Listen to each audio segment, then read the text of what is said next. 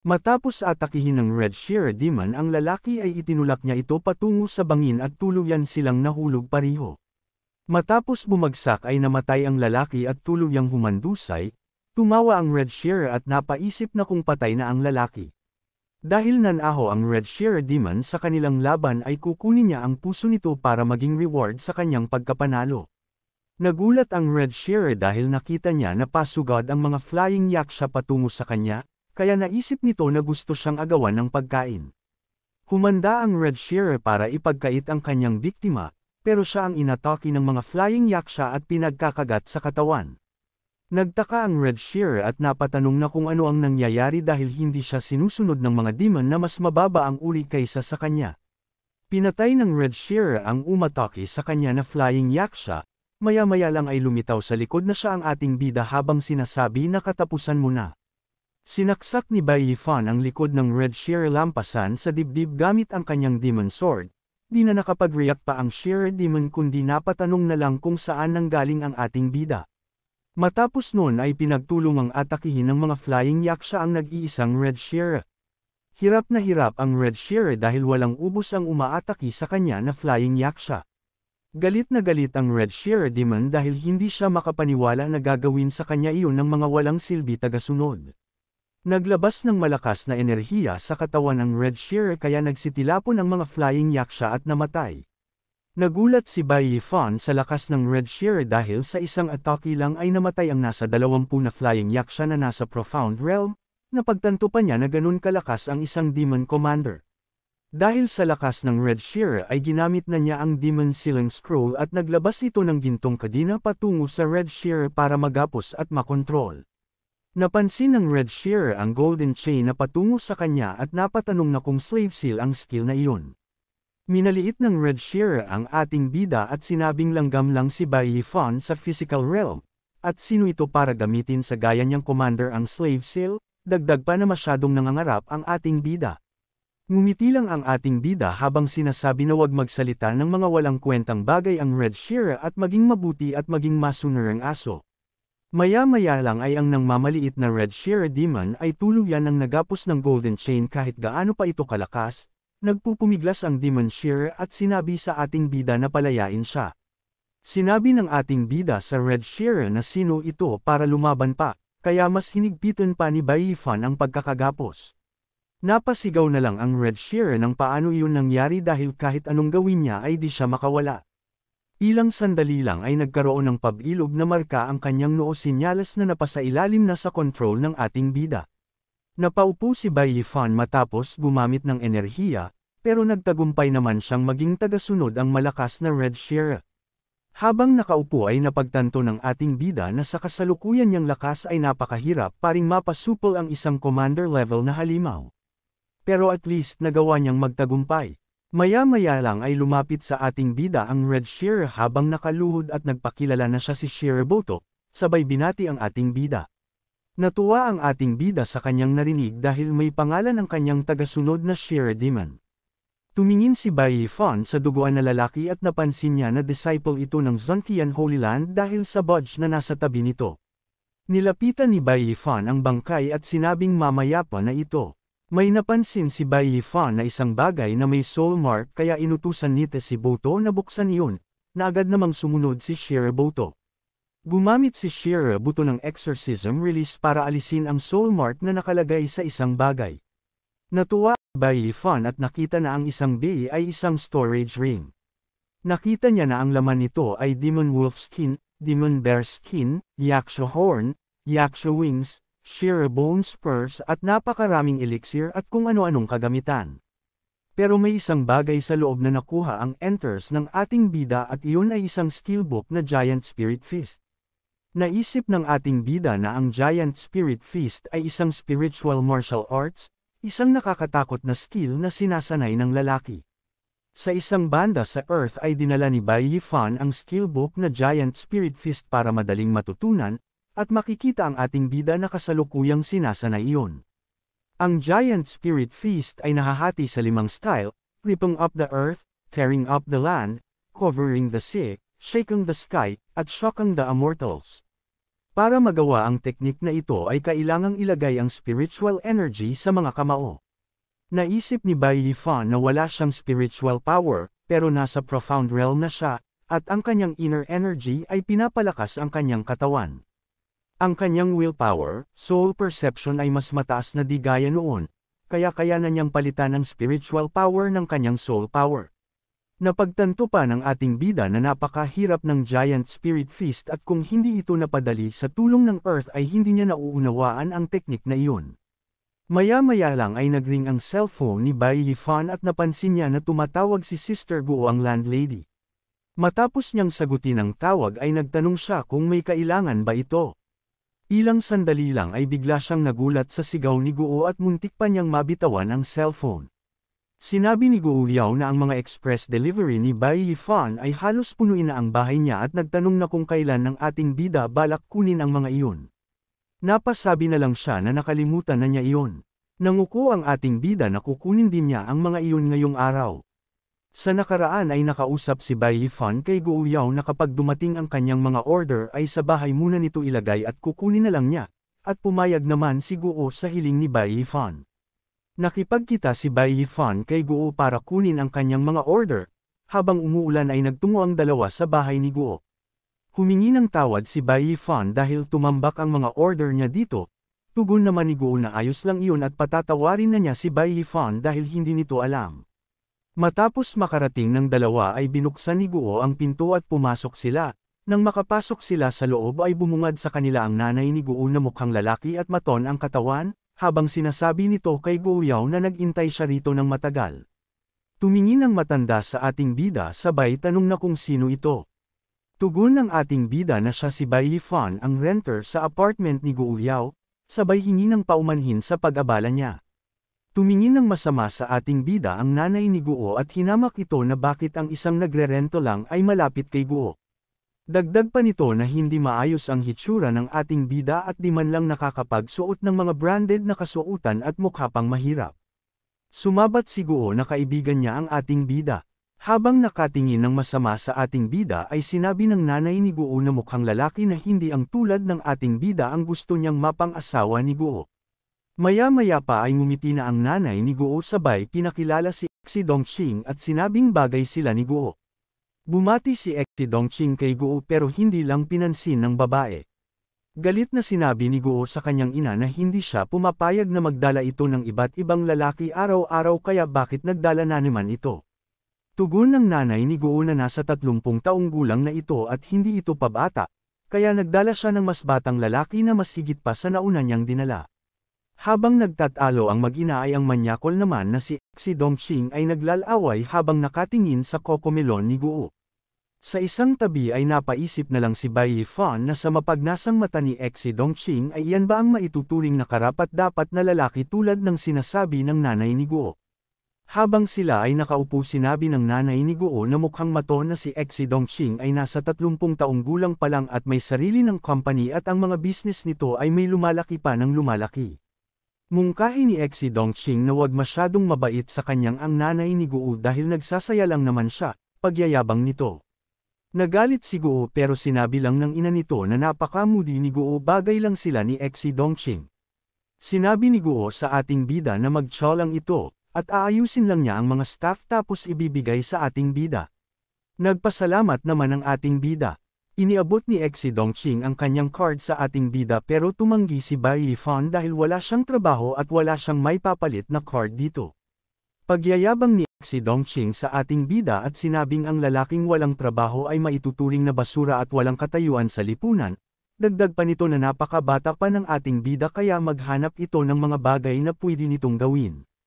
Natuwa ang nanay ni Guo na mukhang lalaki at pinuri si Xi Dongqing dahil hindi na nakakapagtaka na maging boss ito ng isang company sa murang edad. Pagyayabang ni Xi Dongqing na maaari niyang ipagmaniho ang nanay ni Guo at bigyan ng mga kasuotan na kahit anong gustuhin nito. Sinabi ng nanay ni Guo na mukhang pera na nakita niya ng sasakyan ni Xi Dongqing sa labas, sabay tanong na kung iyon ay BMW o ibang luxury car. Pinaikot-ikot ni Xi Dongqing ang susi ng sasakyan niya sabay sabing hindi iyon luxury at para sa kanya ay ang sasakyan ay isa lang uri ng transportation. Nagtanong si Dongqing sa ating bida na kung ano ang gusto nitong luxury car. Tugon ng ating bida na wala siyang alam sa mga luxury car at wala siyang favorite brand. Dagdag pa ng ating bida na ginagamit lang niya kung ano ang meron siya.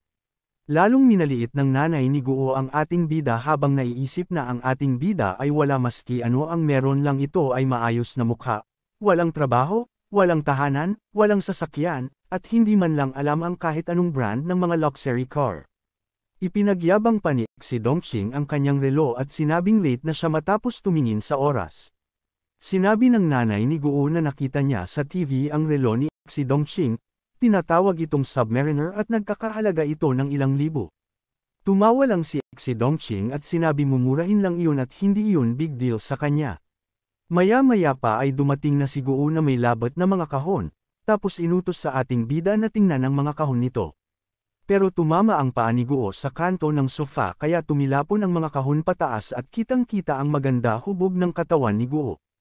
Habang babagsak si Guo ay kaagad siyang sinalo ng ating bida, at tinanong kung ayos lang ito.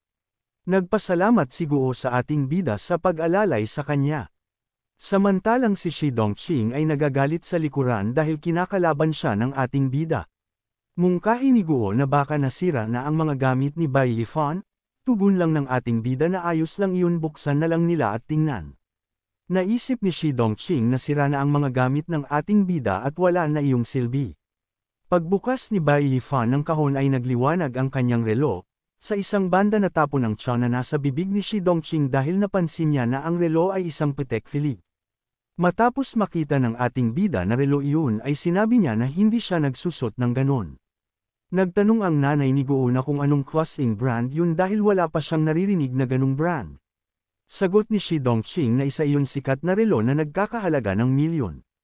Humingi ng tawad si Guo sa ating bida dahil nabasag ang salamin ng relo. Sagot ng ating bida na ayos lang iyon, at ang bagay na sira na ay wala ng halaga, ang importante lang ay maayos ang kalagayan ni Guo. Sa gilid ay sinampal ng kaharapan si Shi Dongqing matapos marinig na wala lang halaga sa ating bida ang Patek Philippe. Ibinigay ni Bai Yifan kay Guo ang isang kahon na puro mamahaling bagay ang laman, dahil nag-ante ito na makuha ang mga kahon ng ating bida mula nang wala siya, bilang pasasalamat ay regalo niya ang isang kahon, napatanong na lang si Guo na kung ang lahat ng iyon. Sa isang banda gulat na gulat si Shi Dongqing dahil ibinigay lang ni Bai Yifan ang mga limited edition na kagamitan at Chanel couture ng libre. Tanong ng nanay ni Guo kay Shi Dongqing na kung anong mali dito at kung ayos lang ito. Tugon ni Shi Dongqing na nasamid lamang siya. Pinaikot-ikot ni Bai Yifan ang kanyang susi ng sasakyan sa kanya daliri, sabay sabi kay Shi Dongqing na kung hindi maayos ang pakiramdam nito ay ipagmamaniho niya ito papuntang hospital. Matapos titigan ang logo na nasa susi ng sasakyan ni Bai Yifan ay napatanong na lang siya sa kanyang isip na kung susi iyon ng Porsche. Gulat na gulat ang nanay ni Guo na mukhang pera dahil ang halaga ng luxury car na iyon ay $1 million. Nang hina si Shi Dongqing dahil sa pagkatalo sa ating bida, tapos na dahil hindi niya kayang tapatan ang ating bida. Makalipas ang ilang sandali ay nailagay na ni Bai Yifan ang kanyang mga kahon sa kanyang luxury car na Porsche. Sobrang nagpasalamat si Bai Yifan sa naging tulong ni Guo Yao sa kanya ngayong araw. Nagtanong si Guo sa ating bida na kung sakto lang ang mga kahon nito sa kanyang sasakyan. Habang si Shi Dongqing ay namangha dahil ngayon pa lang siya nakakita ng luxury car na ginawang van. Sagot ng ating bida kay Guo na ayos lang ang lahat dahil sinabi ni Shi Dongqing na ang sasakyan at isa lamang uri ng transportation. Inis na inis si Shi Dongqing matapos ibalik sa kanya ang lahat ng kanyang sinabi. Mabilis na pinatakbo ni Bai Yifan ang kanyang Porsche at nagsitilapon ang mga putik patungo sa mayabang na Shi Dongqing. Habang umaalis ay sumigaw ang nanay ni Guo na mukhang pera na bumalik si Bai Yifan kapag may oras ito. Sumangayon ang ating bida at kumaway habang pinapatakbo ang kanyang Porsche. Sa isang banda bumalik si Bai Yifan sa 9th floor ng Ancient Demon Cave para subukan ang kanyang bagong teknik na natutunan. Ginamit ni ng ating bida ang isang form ng Giant Spirit Fist na Mountain Splitter. Naglabas ito ng pulang energy at nang tumama sa target ay sumabag ito ng napakalakas. Namangha ang ating bida sa lakas ng atake na kanyang pinakawalan. Napaisip ang ating na ang ginamit lamang niya ay ang kanyang soul power para ma-activate ang ataking iyon, Kapag nakarating na siya sa Divine Realm at nasanay ang kanyang spiritual power ay ano na lang kaya ang magiging lakas ng atake niyang iyon. Binati ni Shiraboto ang ating bida habang nakaluhod dahil napakagaling ng kanyang master. Matapos nun ay inutusan ni Bai Yifan na tumayo si Shiraboto at nagtanong na kung nasa Divine Realm na ito at kung kaya nito gumamit ng spiritual power. Tugon ni Boto na kaya niya. Kaya inutusan siya ng ating bida na ipakita sa kanya na agad namang sumunod si Shiraboto. Ipinakita ni Shiraboto ang kanyang skill na Shira Cross Slash at sa lakas ng ataking iyon at nagkaroon ng pagsabog sa isang bundok. Matapos makita ng ating bida ang ataking iyon ay napaisip na lang siya na napaka-astig ng atake ni Shiraboto. Salaysay ni Boto na ang ataking iyon ay ang magical power ng kanilang Shira clan. Ang Shira Cross Slash ay sapat na para patayin ang kalaban na mas mataas ang antas. Ipinakita pa ni Shiraboto ang kanyang skill na Blood Ore, naglabas siya ng napakaraming pulang bilog na enerhiya tapos ibinato sa ere. Paliwanag ni Shiraboto na ang teknik na iyon ay combination ng blood, energy at spiritual power, kaya nitong labanan ang libo-libong hukbo. Matapos bumagsak ng mga blood orb ay sumabog ito ng napakalakas at napakalawak ng sakop. Napasigaw na lang ang ating bida na ang ataking iyon ay pangmalawakan. Ipinakita pa ni Shira ang kanyang mga teknik na Shira Instant Killing Technique, Violet Furious Strike, Heavenly Hell Palm. Sa isang banda ang ating bida ay tahimik lang na namamangha sa likod habang pinapanood ang mga malalakas na atake ng kanyang tagasunod. Patuloy pang nagpamalas ng malalakas na skill si Shiraboto gaya ng Blood Spirit Mountain Splitting Technique, the Demon's Face Splitting Claw, at patuloy pang nagpaulan ng mga atake si Shiraboto. Matapos nun ay nagtanong si Shiraboto sa kanyang master na kung nasiyahan ba ito sa kanyang ipinakita. Tugon ng ating bida na sapat na ang mga ipinakita nito. Ngumiti si Bai Yifan dahil nakakuha siya ng tagasunod na may napakalakas na kapangyarihan sa pakikipaglaban. Sinabi ni Shiraboto sa ating bida na nakapabait ng kanyang master, kumpara sa Soul Destruction Formation ng Fire Cloud Demon na inilagay sa ilalim ng kastilyo para patayin ang mga taong cultivator. Ang lakas nun ay walang sinabi ang kanyang mga ipinakita, nabigla si Bai Yifan sa kanyang narinig kaya inutos ng ating bida na ulitin ni Shiraboto ang sinabi nito. Salaysay ni Shiraboto na 3 buwan ang nakalipas ay ang Fire Cloud Demon Marquis ay naglagay ng 10,000 Soul Destruction Formation sa ilalim ng kanyang pugad. At kapag may pumasok sa pugad nito para kunin ang mga Soulstone Vein ay sisabog ang mga ito. Napagtanto ng ating bida na ang mga disciple pala ng 5 Elements Holy Land at mga karating na forces ay may isa pang pakay at iyon ay ang kunin ang Soulstone Vein na nasa ilalim ng kastilyo. Ang Soulstone ay isang klase ng crystal na mula sa Ancient Demon Cave, naglalaman ito ng soul power, napalakas nito ang inner core ng nasa Profound Realm at napapalakas nito ang Dive Soul, kahit sa mga nasa Divine Realm ay magagamit rin ito. Ang crystal na ito ay nabubuo lang mula sa ilalim, kaya ito napakahalaga, at ang isang maliit na peraso nito ay nagkakahalaga na ng ilang libong Spirit Stone. Nagtanong ang ating bida kay Boto na kung nais bang magpakamatay ng Fire Cloud Demon Lord. Sagot ni Boto na si Lord Marquis ay hindi tanga at naglagay ito ng teleportation array sa kastilyo kaya magagawa nitong makaalis kahit kailan niya gusto. Napagkanto ng ating bida na isa iyong sabuatan na nais patayin ang mga elite disciples, sabay napaisip ang ating bida na kung pukanan na naman iyon ng lalaking nakatalukbong. Inutos ni Bai Yifan kay Shiraboto na magpanggap silang biktima ang ating bida at dalahin siya sa battlefield na agad sumunod si Boto. Sa isang banda sa battlefield ay walang tigil pa rin ang labanan ng mga demon at mga disciples. Inatake ni Ye Xiaochai ang isang demon at natalo niya ito. Maya-maya lang ay dala-dala ni Shiraboto ang kanyang master bilang bihag nito, habang ang ating bida naman ay nagpapanggap habang humihingi ng tulong sa kanyang sister Ye. Matapos marinig ni Ye Xiaochai ang ating bida ay napalingon na lang ito at napaisip na kung anong ginagawa ni Bai Yifan sa battlefield. Inutos ni Ye Xiaochai sa kanyang mga kasama na bantayan siya dahil ililigtas niya ang ating bida. Gumamit ang lalaking si Rozan ng barrier para magsilbing shield nila. Sabay tumalon si Ye Xiaochai para iligtas ang ating bida. Nailigil ni Shiraboto ang atake iyon at napasabi na lang ito na napakalakas na atake nun, habang ang ating bida ay nahulog pababa. Matapos bumagsak ay napasigaw na lang ito sa sakit. Lumipad na palayo si Shiraboto habang sinasabi na kakilakilabot ang mga tao, at magbabalik siya. Nagtanong si Ye Xiaochai sa ating bida kung ayos lang ito. Sumangayon lang naman ang ating bida habang iniisip na napakagaling yung Marty ni Shiraboto. Matapos noon ay napatay na ng isang babae ang panghuling kalaban kaya nakahinga na ito ng maluwag. Nagpasalamat si Bai Yifan sa pagliligtas sa kanya ni Ye Xiaochai, paliwanag niya na nahuli siya ng demon. Sinabi ni Ye Xiaochai na napakalalakas ng mga demon sa lugar na ito kaya inutusan niya ang ating bida na manatili na lang sa base para mailigtas nito ang kanyang buhay. Lumapit ang lalaki at sinabi kay Ye Xiaochai na nagmintis ito sa pag-atake para iligtas ang taga-outer sect at sinayang lang nito ang kanyang spiritual power. Sagot ni Ye Xiaochai sa lalaki na kasamahan pero naman nila ang ating bida kahit na taga-outer sect ito. Galit na nagtanong ang lalaki sa ating bida na kung maituturing ba nitong disciple ang kanyang sarili dahil wala itong silbi. Nakangiting inasar ni Bai Yifan ang lalaki na ang mga babae na kasama nito ay nagmula lahat sa outer sect na tinatawag nitong basura. Ibig sabihin ay sa mata ng lalaki ay lahat mas asama ang mga ito. Sabay tanong ng ating bida sa lalaki na kung natanggap ba ito agad sa inner sect noong sumali ito. Tumingin ng masama ang mga babae kay Rosen dahil sa sinabi nito na mga basura ang nagmula sa outer sect dahil sila ay nagmula din sa outer sect na promote lang patungong inner sect. Maya-maya lang ay may dumating na elder at pinatigil sa pagsesalita si Rosen, tinawag ni Ye Xiaochai na elder ding ang matanda. Sinabihan ni Rosen ang ating bida na maswerte lang ito. Nagpakilala ang matanda sa ating bida na siya si Elder Ding ang namumuno sa mga inner disciple ng courtyard. Sabay tanong sa ating bida na anong ginagawa ng outer disciple sa Demon Cave.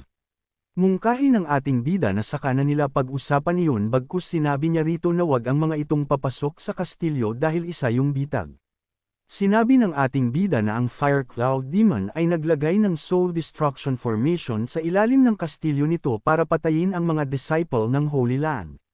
Nagulat ang Elder Ding at napatanong na kung ano ang sinabi ng ating bida.